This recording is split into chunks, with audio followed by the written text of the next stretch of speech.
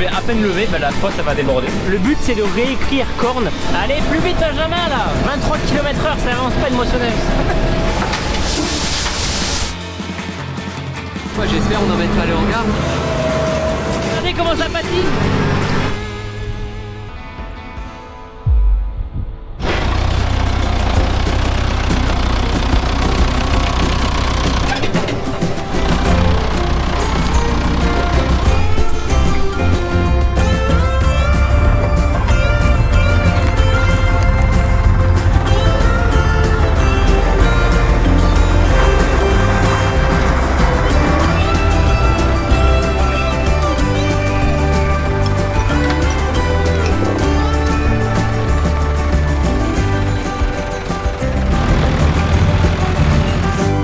Salut tout le monde, j'espère que vous allez bien. Aujourd'hui on est le 15 septembre et on va attaquer les moissons de tournesol. Pas de sorgho parce que Benjamin est en train de terminer le tournesol chez des clients. Donc on fait d'abord le tournesol, après le sorgho. Mais voilà, les deux sont mûrs. Donc là, ce matin on a ramassé les derniers melons. On est sur la fin, vraiment on est sur la fin des melons. On enlève le fourgon, on met la baigne. Donc Benjamin arrive en début d'après-midi. Donc voilà, il y a le temps. Et là cet après-midi, mon père il veut essayer de broyer les melons avec le T4.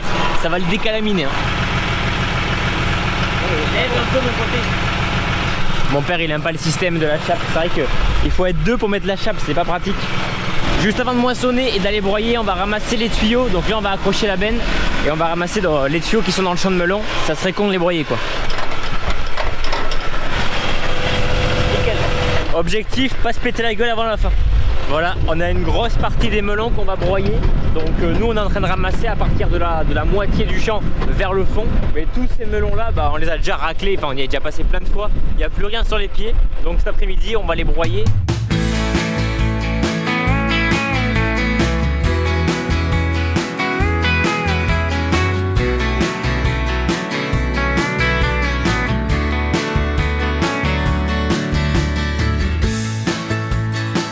Bon voilà, ça c'est déchargé. Voilà sa place pour l'hiver. Maintenant que la petite remorque est déchargée, on va accrocher la grosse. Bon, on vient de réenlever la chape. C'est vrai que dès qu'on a plus l'utilité, on l'enlève parce que bon, au moins il y a la place, ça sert à rien. On est sûr de rien accrocher. Le broyeur, il n'y a eu que le Valtra et le Kubota. Et c'est vrai que le Kubota, il avait un petit peu de mal, pas à l'utiliser, mais à le porter. Ça pèse très très lourd le broyeur, on dirait pas, mais ça, j'en sais rien comment ça pèse, j'ai pas l'idée. Je dirais pratiquement 1 tonne, mais comme les 1 tonne, ils sont vachement rapprochés des deux roues arrière. Alors qu'au début de la vidéo, là, les sacs de Luzerne, ça pesait que 800 kg entre guillemets. Mais comme c'est vachement déporté vers l'arrière, ça pèse beaucoup plus quoi.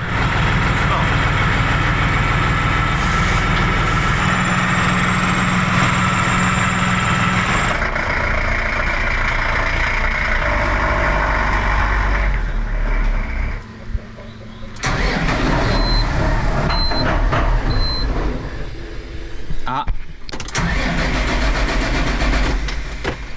Il n'y a plus de gasoil? Bon allez, on va atteler la benne. Je sais pas pourquoi il a démarré, il s'est éteint direct. Ça nous a jamais fait ça.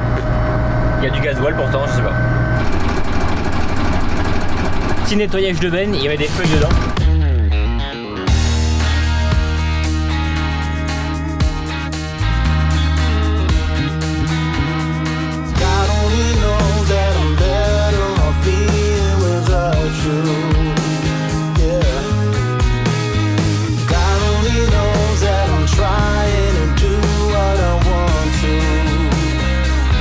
Bon, là on se retrouve, on est en milieu d'après-midi, il est 15h30. Donc là, la moissonneuse vient d'arriver, vous avez vu les petits plans que je vous ai fait. Donc mon père était parti broyer. Là on va, bon on arrête de broyer. On va amener du coup les deux bennes au champ. Bon, premier champ terminé. Ça a mis 10 minutes. Vraiment, le champ il fait 70 heures. Vraiment 10 minutes c'est fini le truc. Alors on est venu qu'avec le Valtra, mon père il va aller vider. Et là je vais aller chercher l'autre tracteur. Mais là pour ce champ là, ça ne va rien de venir avec deux tracteurs. Bon, mon père est parti vider, moi je vais récupérer le Renault. On a que 4 hectares de tournesol, hein, si vous vous rappelez bien. Donc ça va être très vite fait. Après on aura 6 hectares de sorgho, mais bon il va pas le faire de suite. Donc on le fera la prochaine fois. Donc peut-être que je pourrai pas vous le filmer, vu qu'après semaine prochaine je m'en vais chez Germain. Du coup normalement la suite de cette vidéo ça sera chez Germain, parce que j'ai quelques projets de tournage vidéo et je peux pas être à la maison. Donc le sorgho ça se fera peut-être pas dans cette vidéo. Bon, impeccable. Bon, je vous ai pas repris, j'étais avec Benjamin. Regardez, la benne est pleine. Mon père n'est toujours pas revenu de la coopérative. À mon avis, il y a du sorgho qui est en train de se faire moissonner. Donc comme il n'y a qu'une fosse, il faut attendre que la fosse de sorgho soit vide pour qu'on puisse vider. Ah ben j'ai rien dit, il est là. Il est là. Impeccable. On est arrivé, on va peser.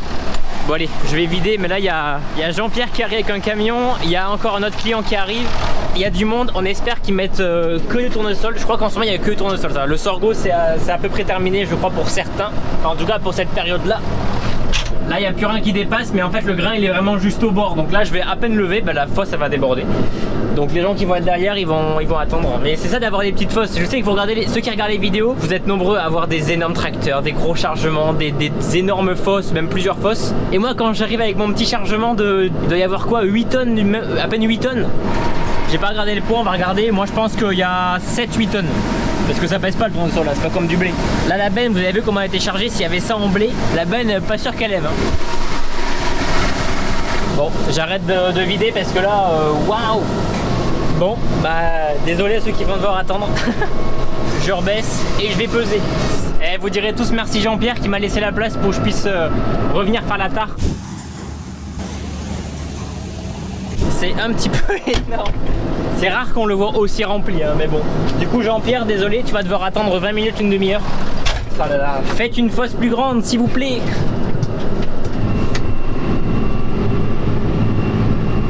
Bon les amis, je viens de croiser mon père. Je voulais choper la caméra, mais bon, comme on s'est croisé, on va éviter de se faire des conneries. Il y a Benjamin, là il a pratiquement fini. Regardez, il reste juste une petite bande à faire et ça sera terminé. J'arrive Benjamin, j'arrive. Et il trace, hein. En vrai il roule tellement vite. Il roule, je sais pas, il doit rouler facile à 7-8 km/h. C'est une barre de coup de 6,60 m.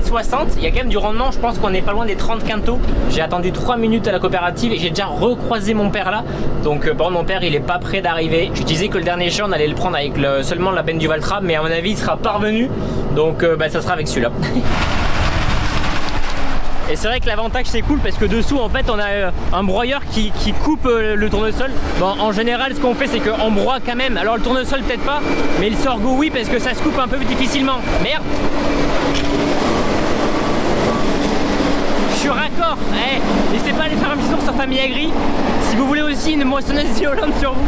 Benjamin va dans l'autre champ et je vais aller l'escorter. Bon là le champ il est vraiment pas loin. Là Benjamin je le laisse replier. Pour sortir, il n'a pas besoin de moi, il va réussir à sortir. Et moi je vais aller bloquer à l'entrée du champ. Bon, l'entrée est petite, mais bon, il a l'habitude de la prendre. C'est vrai que l'avantage c'est que Benjamin, tous les ans, c'est toujours lui qui moissonne. Du coup, il connaît tellement les entrées, il connaît tout par cœur. C'est vrai que moi, quand je moissonnais avec lui, et que c'était la première fois ou même la deuxième année, tu connais pas en vrai les entrées par cœur, tu connais pas les petits chemins et tout. Ne pas se mettre sous les arbres, hein, on n'oublie pas. La barre de coupe, c'est une Morésil, ça fait 2 ans je crois qu'il a, et c'est tellement bien.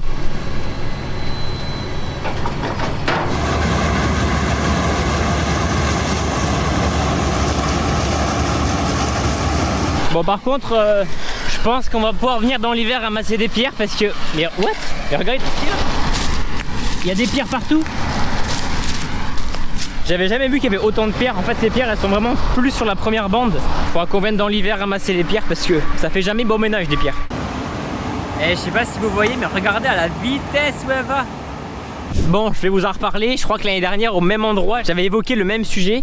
Mais voilà, cet hiver, j'aimerais vraiment repeindre la benne, refaire la benne, pas la remettre à neuf non plus. Mais en tout cas, repeindre une bonne partie de la benne.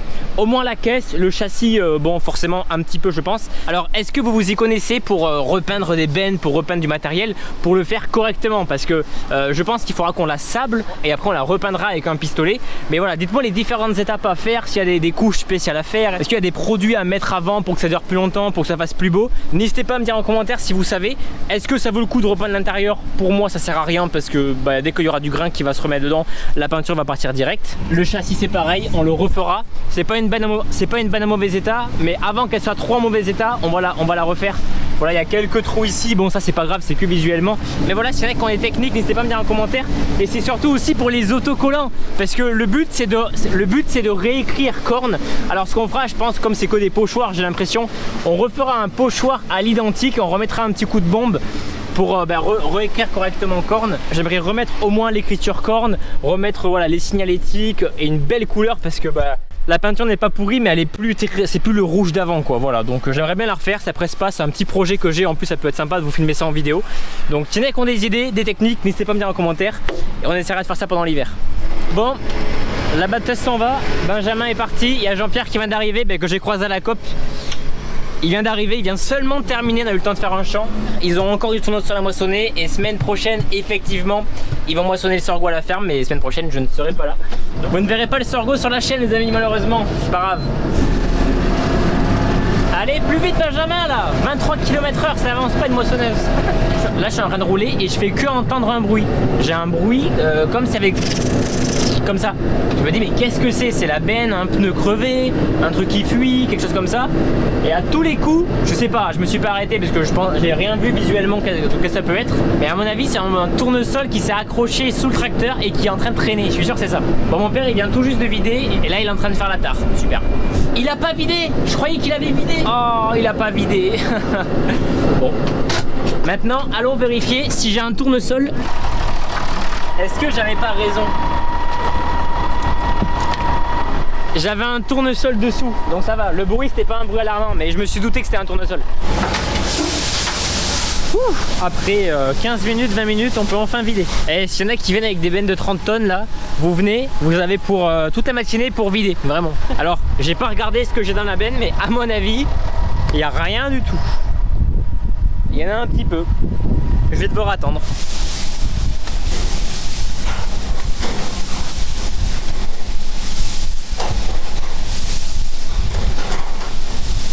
À mon tour de vider.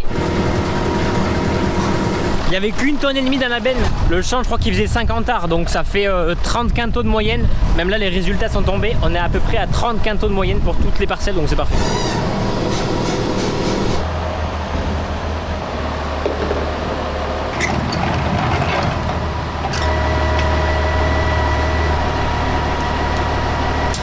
Bon, c'est dételé. Maintenant, on va accrocher le disque. Je pense pas que je vais commencer à déchaumer ce soir. Enfin, je sais pas.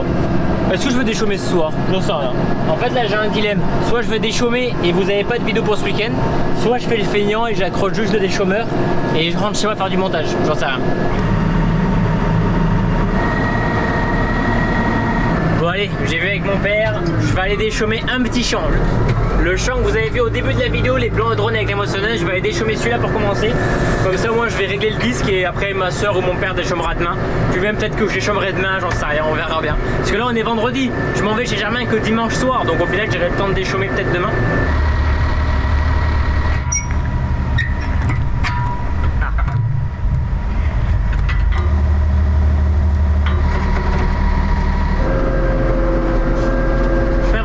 Les melons parce qu'il y a pas mal de maladies.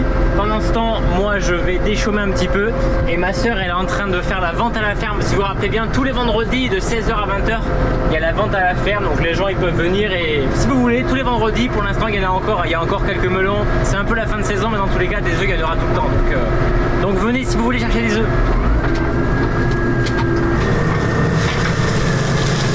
L'avantage de faire ça maintenant, c'est qu'au moins la terre elle est encore toute fraîche. On le voit bien, il y a directement l'humidité. Genre là si on voudrait semer, la terre serait pas faite. Bon, on n'a rien à semer, mais la terre est pas faite. On est pour une demi-heure, 3/4 d'heure à faire ce champ à peine. D'ailleurs, on va accélérer. Ouais, là je roule à peu près à 8,5-9 km/h, donc c'est parfait. Bon, regardez les amis, là je descends.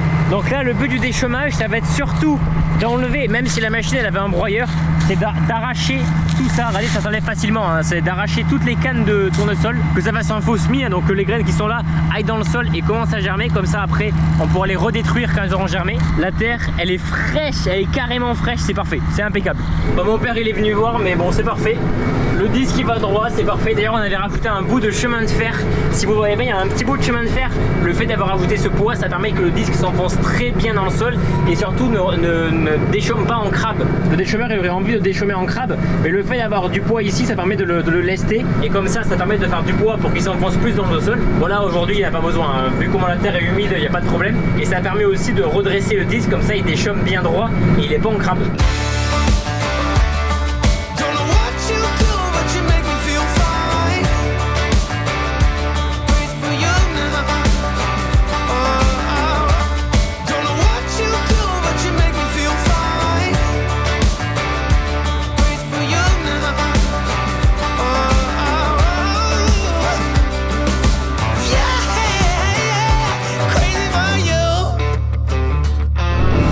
allez, je viens de terminer, je rentre à la ferme, il est 19 h, donc parfait. La journée a été bien remplie.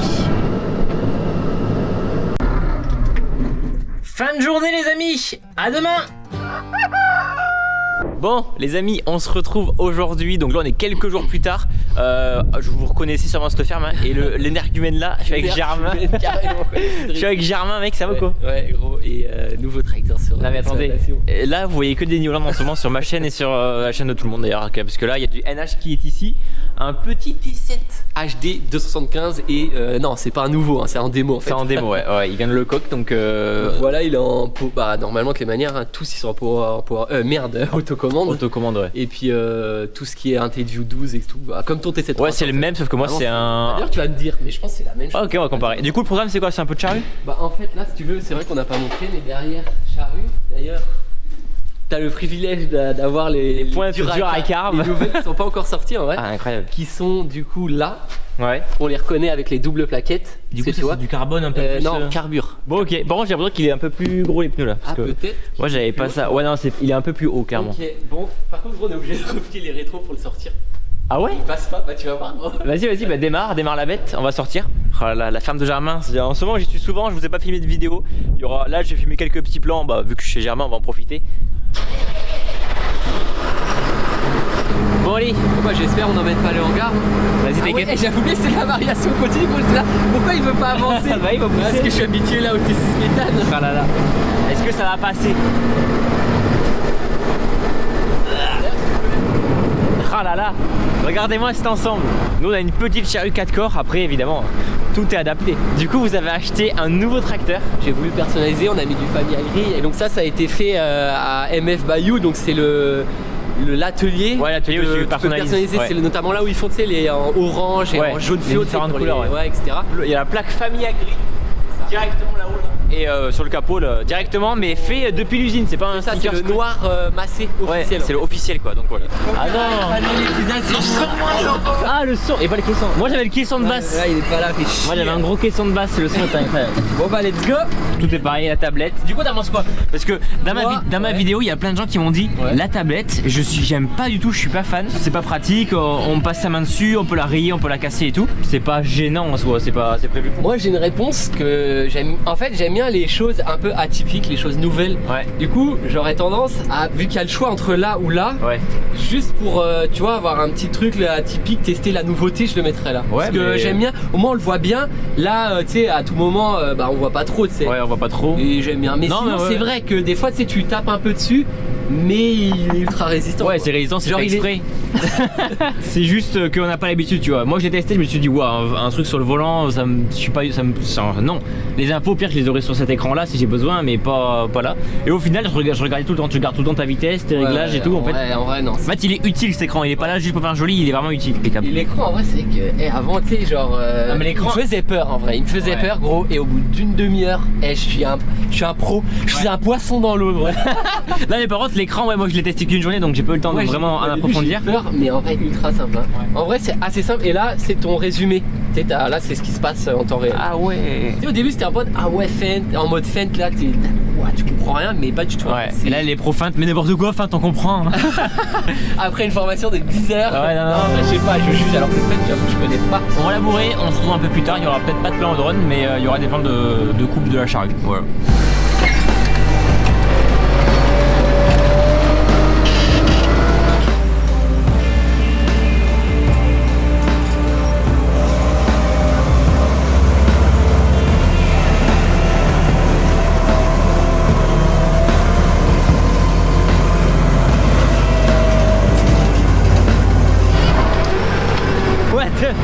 Mais c'est vraiment gras ici hein. Vous entendez le bruit? Ça, c'est de la terre super dure, il y a plein de cailloux là, on est en bord de champ. Là-bas en bas c'était que de l'argile toute molle, vraiment toute humide. Et là c'est super sec.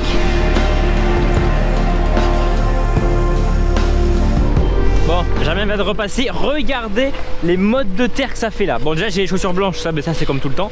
Mais ça, les mottes comme ça, c'est ce qu'on a tout le temps chez nous. Habituellement sur tout le champ que Germain a fait là, c'est toujours tout plat. On a l'impression qu'il a passé un coup de rotatif tellement c'est plat. Il n'y a vraiment aucune motte dans tout le champ. Bon les amis, là on est en train de terminer le champ, on a fait la fourrière du bas. Là on est en train de remonter. on fait la fourrière du haut et là Germain est concentré pour pas déborder. Ouais, il n'y a pas de limite, c'est entre le voisin et nous. Ouais, entre le voisin et le champ qu'on est en train de faire, il n'y a pas de limite, donc c'est à l'œil, il faut faire gaffe. Mais voilà. Du coup les amis, on finit ça et on se retrouvera à la ferme pour je pense passer un petit coup de nettoyage sur le tracteur. Voilà.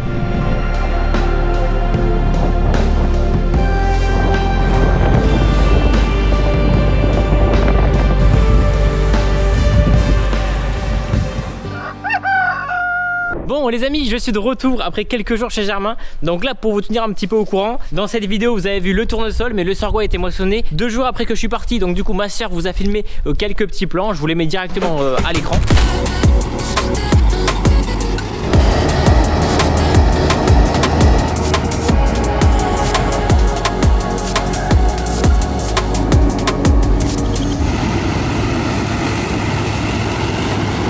Bon, pour ce qui est des rendements, on était à peu près à 78 quintaux, donc ce qui est pas dégueu, mais on peut mieux faire. Après voilà, faut se dire qu'il y a une partie du champ qui a pas été arrosée. Le gros champ, on a mis l'enrouleur parce que l'enrouleur, si vous vous rappelez bien, il était trop court, il n'arrivait pas au bout du champ. Donc on a un petit passage à chaque endroit où le bout du champ n'a pas été arrosé. Donc je pense que si on avait bien tout arrosé, on aurait dépassé largement les 80 quintaux. Mais bref, en tout cas, ça a été quand même une très bonne récolte. Donc là, on va se retrouver la semaine prochaine ou la semaine d'après pour le début de la bourre. D'ailleurs, pour info, mon père a crevé la roue du Renault. Bref, je vous en parlerai dans une prochaine vidéo. Les amis, c'était Starvio, pensez à laisser un petit pouce bleu et on se retrouve semaine prochaine ou semaine d'après pour du labour et du broyage. Allez, ciao tout le monde!